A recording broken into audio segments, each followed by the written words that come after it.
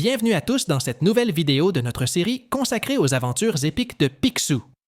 Aujourd'hui, nous plongeons encore plus profondément dans l'incroyable histoire de la jeunesse du canard le plus riche et le plus aventureux du monde.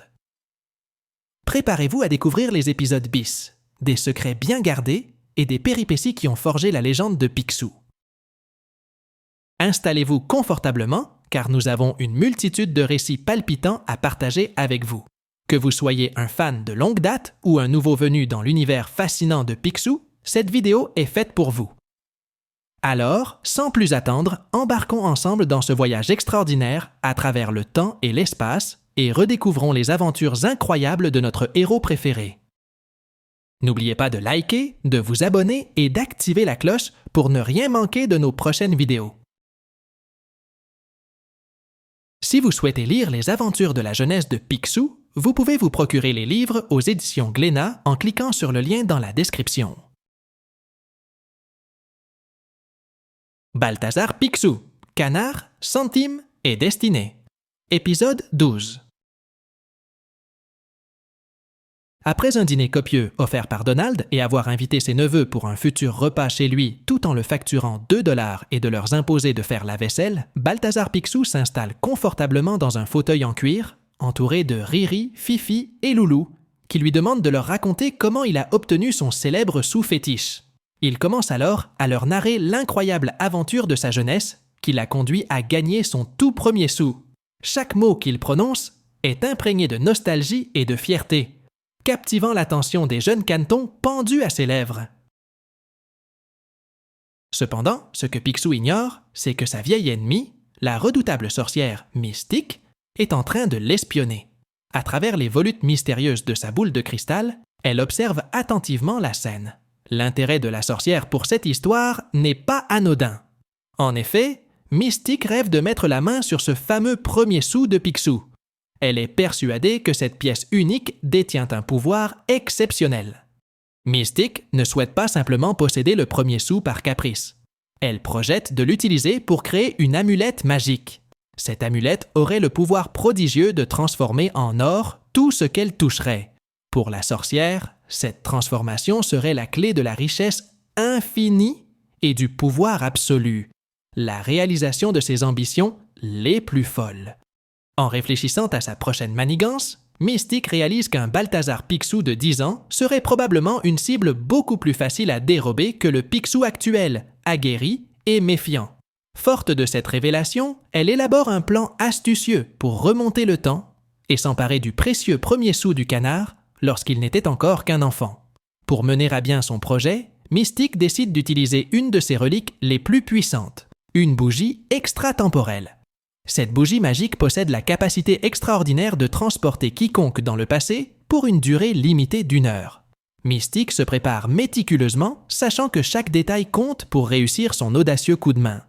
Elle dispose soigneusement autour de la bougie plusieurs objets spécifiques qui lui permettront de cibler avec précision sa destination dans le temps et l'espace. Chacun de ces objets a une signification particulière, liée à Glasgow, en Écosse, et au jour exact où le jeune Picsou gagna son premier sou. Les préparatifs sont cruciaux, car la moindre erreur pourrait l'envoyer n'importe où et compromettre sa mission. Lorsque tout est en place, Mystique murmure quelques incantations mystiques et allume la bougie. Immédiatement, une lumière étrange et envoûtante émane de la flamme, enveloppant la sorcière. Elle sent une force irrésistible la tirer à travers les méandres du temps. En un instant, elle est projetée des décennies en arrière, jusqu'à la date tant attendue. En un clin d'œil, Mystique se retrouve dans le Glasgow d'antan, entourée des bruits et des odeurs d'une époque révolue. Devant elle, les rues pavées et les bâtisses anciennes forment le décor parfait pour son larcin temporel. Avec détermination, elle se met en quête du jeune Picsou, prête à tout pour voler le premier sou de celui qui deviendra un jour l'un des canards les plus riches et les plus redoutables du monde. Rapidement, Mystique prend conscience que ses vêtements anachroniques risquent de la faire remarquer. Pour éviter de susciter la moindre suspicion, elle utilise ses pouvoirs magiques pour métamorphoser son apparence. Ses habits modernes se transforment en une tenue typiquement écossaise de l'époque, la rendant ainsi indiscernable parmi les habitants de Glasgow. Consciente du temps limité dont elle dispose, Mystique sait qu'elle n'a qu'1 heure pour accomplir sa mission. Chaque minute compte, et elle doit se hâter.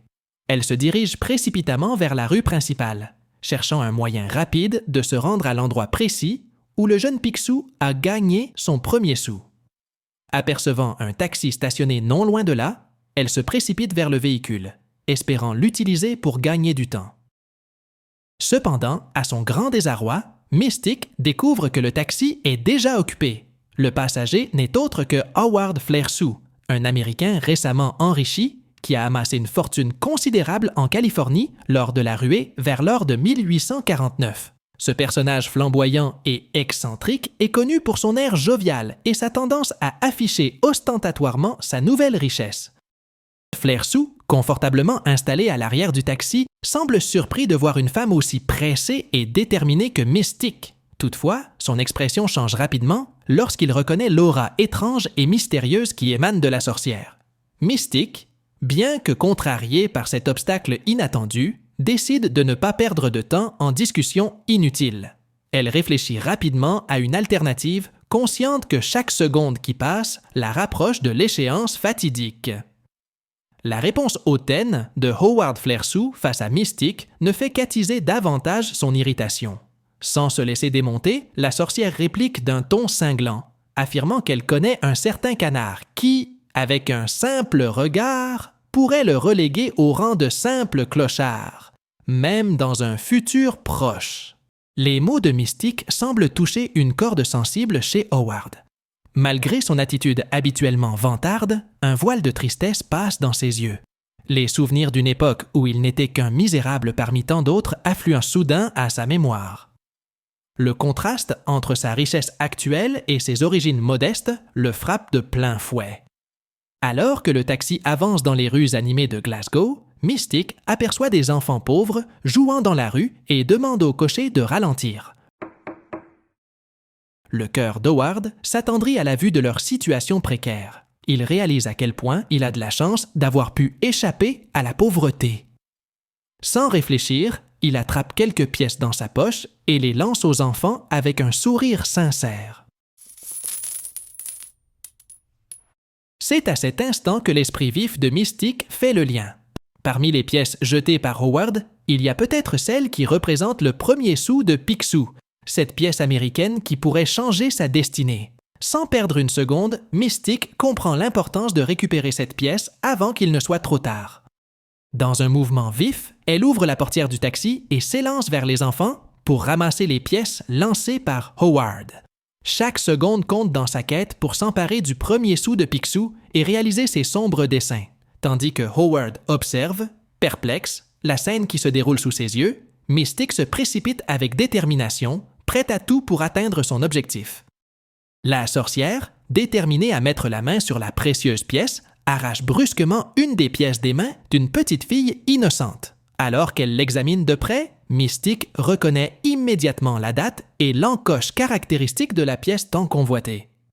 C'est bien là, entre ses doigts, le premier sou de Picsou. Cependant, la petite fille, téméraire, ne compte pas se laisser dépouiller si facilement. C'est alors que Mystique remarque la présence d'un agent de police non loin de là, qui observe la scène avec suspicion. Réalisant qu'elle ne peut se permettre d'attirer davantage l'attention sur elle, la sorcière décide de temporiser. Renonçant à prendre la pièce de force sous le regard vigilant de l'autorité, elle cherche une autre solution pour parvenir à ses fins. Comprenant que le temps lui est désormais compté, Mystique tente une approche différente. Elle s'adresse à la petite fille d'une voix plus douce, essayant de dissimuler sa frustration. Avec un sourire forcé, elle propose à la fillette de lui racheter le sou contre une somme d'argent. Cependant, avant que Mystique ne puisse conclure son marché avec la petite fille, cette dernière a déjà donné le sou à son père. La sorcière observe alors l'homme à quelques pas de là, et elle reconnaît en lui Balthazar Picsou, du moins le croit-elle. En réalité, l'homme n'est autre que Fergus MacPicsou, le père de Balthazar Picsou lui-même. Les deux petites filles qui l'accompagnent sont les sœurs cadettes de Picsou. La révélation laisse Mystique sans voix, réalisant qu'elle est sur le point de commettre une erreur monumentale. Son esprit tourne à toute vitesse. Si cet homme est Fergus MacPicsou, alors le premier sou est toujours en sa possession. Une lueur de compréhension traverse le regard de la sorcière. Elle comprend que pour atteindre son objectif, elle doit maintenant s'adresser à cet homme, le véritable détenteur du précieux sou. Reprenant rapidement ses esprits, Mystique ajuste sa stratégie. Plutôt que d'insister avec les enfants, elle se tourne vers Fergus McPicsou, adoptant un air plus affable. Elle propose alors de lui acheter le sou pour 10 livres. Mais celui-ci, pensant que la pièce américaine pourrait inspirer son fils, refuse poliment l'offre, attendant secrètement une offre plus alléchante de la part de la sorcière. Face à ce refus, Mystique sent la frustration monter en elle. Comprenant qu'elle doit agir rapidement, elle décide de passer à l'action. Sans plus attendre, elle sort de sa poche une bombe à plof et la lance aux pieds de Fergus, espérant ainsi obtenir ce qu'elle est venue chercher. Profitant de l'inconscience momentanée de Fergus, Mystique saisit l'opportunité et s'empare furtivement de la pièce avant de s'enfuir à toute vitesse. Cependant, le canard reprend rapidement ses esprits et se lance à la poursuite de la sorcière à travers les rues animées de Glasgow. La course-poursuite commence. Mystique, désespérée mais déterminée, cherche un moyen de semer son poursuivant. Elle repère un taxi conduit par un cocher qui semble distrait. Sans hésiter, elle prend la place du cocher et fonce à travers les rues de la ville, utilisant toutes ses compétences pour éviter les obstacles sur son chemin. Pendant ce temps, Fergus n'est pas en reste.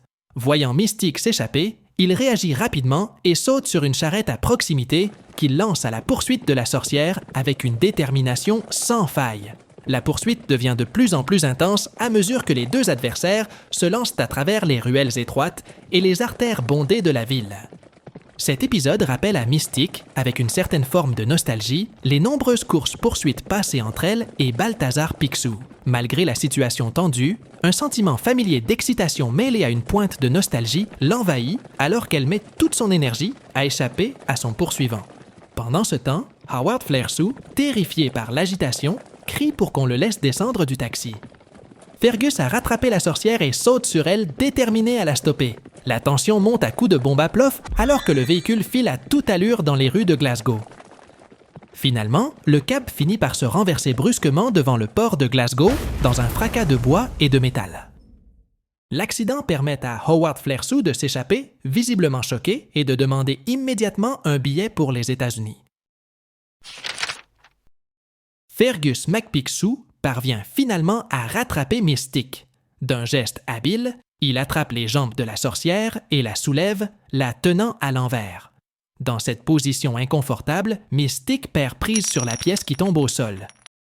Fergus la ramasse prestement, sous le regard ébahi de la sorcière. Déconcerté par un tel acharnement de la part de Fergus pour seulement 10 cents, Mystique ne peut retenir son étonnement. Cependant, Fergus lui répond avec fermeté « Un shilling est un shilling et 20 shillings font une livre ». Cette réponse simple mais déterminée en dit long sur la philosophie des McPicsou en matière d'argent. À cet instant, Mystique réalise que son étonnement était effectivement stupide, connaissant bien la réputation des McPicsou en matière de gestion financière. Elle doit admettre que pour la famille McPicsou, chaque centime compte, même s'il s'agit d'une petite pièce en apparence insignifiante. Pendant que Mystique tente toujours de reprendre son souffle après la poursuite effrénée, elle observe discrètement la scène qui se déroule entre Fergus et ses filles. Fergus explique avec sérieux à ses filles qu'il souhaite que quelqu'un ayant des chaussures très boueuses paie Balthazar avec cette pièce, car son fils doit mériter sa paie. Il confie alors cette tâche à Burt le cantonnier, un homme au visage buriné par le travail et aux vêtements couverts de terre et de boue. Mystique, voyant la scène de loin, comprend rapidement le plan de Fergus. Elle décide d'intervenir, voyant une opportunité pour elle-même. Approchant discrètement de Burt, elle lui fait part de son approbation pour le projet de Fergus. Elle sait qu'elle doit agir vite. Elle propose alors à Burt un marché, échanger la pièce, qui ne vaut pratiquement rien, surtout en Écosse, contre 2 shillings, un pour Picsou et un pour le cantonnier, en guise de récompense pour son aide. Burt, qui ne s'attendait pas à une telle proposition, ne peut cacher sa surprise. Cependant, il n'hésite pas longtemps. Conscient de la valeur de l'offre de Mystique, il sort la pièce américaine de sa poche et l'offre immédiatement à la sorcière. Mystique récupère ainsi la pièce avec un sourire satisfait, sachant qu'elle vient de faire une bonne affaire. Mystique bondit alors littéralement de joie. un large sourire illuminant son visage alors qu'elle pense avoir réussi. Cependant, dans son euphorie, elle laisse échapper la pièce des mains, et celle-ci roule rapidement sur le sol, jusqu'à atterrir juste au bord d'une bouche d'égout. Mystique pousse un cri d'horreur et se précipite pour récupérer la pièce, mais ses efforts sont vains. C'est alors qu'un jeune cireur de chaussures qui passait par là la ramasse juste à temps. Il lui tend la pièce avec un sourire bienveillant, mais fait remarquer à Mystique que même une petite pièce a de la valeur. Soudain, un éclair de compréhension traverse l'esprit de Mystique. Elle réalise que ce garçon, avec ses yeux vifs et son attitude débrouillarde, n'est autre que Balthazar Picsou, mais à un âge beaucoup plus jeune. Un mélange de frustration et de surprise s'empare d'elle, alors qu'elle réalise que son ennemi juré vient tout juste de lui donner son sous-fétiche. Elle sent monter en elle une colère sourde face à cette ironie du destin. Picsou, croyant probablement que Mystique est une étrangère excentrique voire folle, lui propose alors un cirage en échange de la pièce. Cependant, la sorcière refuse catégoriquement cette offre. Mystique décide de mettre à profit le temps qui lui reste pour observer avec un plaisir malsain Balthazar Picsou s'épuiser au travail. Perchée quelque part à l'écart, elle observe chaque geste du jeune Picsou, un sourire narquois aux lèvres, savourant chaque instant où son ennemi juré se plie aux exigences du travail. Après une demi-heure passée à frotter énergiquement les bottes du cantonnier, Picsou montre des signes d'épuisement. Ses épaules s'affaissent peu à peu, ses mouvements deviennent de plus en plus lents, jusqu'à ce qu'il s'écroule finalement, inconscient sur le sol boueux, épuisé par l'effort. Pendant ce temps, Burt le cantonnier, après avoir observé le dur labeur de Picsou, remarque une pancarte accrochée au pub voisin Peaches, proposant une promotion de bière au gingembre pour seulement 2 shillings. Grâce à l'argent obtenu de Mystique, il se rend compte qu'il a justement 2 shillings sur lui. Burt, pensant qu'il pourra toujours payer Picsou plus tard, décide de profiter de cette offre alléchante. Il se dit qu'une bière bien méritée serait la récompense parfaite pour sa journée de travail, et il rentre au pub en laissant Picsou inconscient derrière lui, se promettant de revenir plus tard pour s'acquitter de sa dette envers le jeune travailleur. Mystique se délecte intérieurement de la vision de Picsou s'effondrant d'épuisement, se disant qu'il devra encore attendre longtemps avant de gagner son premier sou de manière légitime. Cependant, brutalement, une pensée la frappe. Elle réalise son erreur. Elle a volé le premier sou de Picsou avant même qu'il ne l'ait gagné. Tant que ce sou n'a pas été gagné par Picsou, il ne lui est d'aucune utilité. Mystique se retrouve dans une impasse. Elle doit maintenant donner elle-même le sou qu'elle convoite tant à son pire ennemi. L'amertume envahit ses pensées alors qu'elle réalise que sa propre action a joué en faveur de Picsou. Dans un mélange de frustration et de résignation, Mystique comprend qu'elle devra faire face aux conséquences de ses actes et trouver un moyen de rectifier cette erreur, tout en gardant à l'esprit que sa quête pour l'or et le pouvoir est loin d'être terminée. Furieuse et honteuse, elle a à peine le temps de ressentir le poids du remords alors qu'elle glisse furtivement le sou dans la main de Picsou, toujours inconscient, juste avant que la bougie temporelle ne soit totalement consumée, la ramenant brusquement dans son époque. Alors que Picsou reprend conscience, il découvre la pièce dans sa paume et réalise instantanément que cette pièce américaine n'aura aucune valeur en Écosse. Cet événement constitue pour lui un moment clé, une étincelle qui allume en lui la motivation de devenir le canard le plus riche du monde, déterminé à surmonter tous les obstacles pour atteindre son objectif. De retour à son époque, Mystique, débordant de colère et de frustration, observe à travers sa boule de cristal Picsou, qui assure qu'il aurait aimé remercier la personne qui lui a donné ce sou si particulier. Dans un tourbillon d'émotions, elle réalise l'ampleur de son échec et la manière dont ses propres actions ont involontairement motivé son ennemi à poursuivre son ascension vers la richesse et le succès. Cette défaite cuisante ne fait que renforcer sa détermination à faire chuter Picsou, quelle que soit la complexité de sa tâche. J'espère que vous avez apprécié cette aventure remplie de rebondissements et de magie. N'hésitez pas à me dire dans les commentaires ce que vous avez pensé de cet épisode et à appuyer sur le pouce bleu si vous avez aimé. N'oubliez pas de vous abonner et d'activer la cloche pour être notifié dès la sortie du prochain épisode. N'hésitez pas à laisser vos commentaires pour partager vos impressions et vos théories. Et n'oubliez pas de partager la vidéo avec vos amis et votre famille pour leur faire découvrir les incroyables aventures de Balthazar Picsou. Suivez-nous également sur Instagram, @PicsouCollection. pour découvrir en exclusivité des contenus sur nos héros préférés. Merci de nous avoir accompagnés dans cette aventure épique. Au revoir et à bientôt.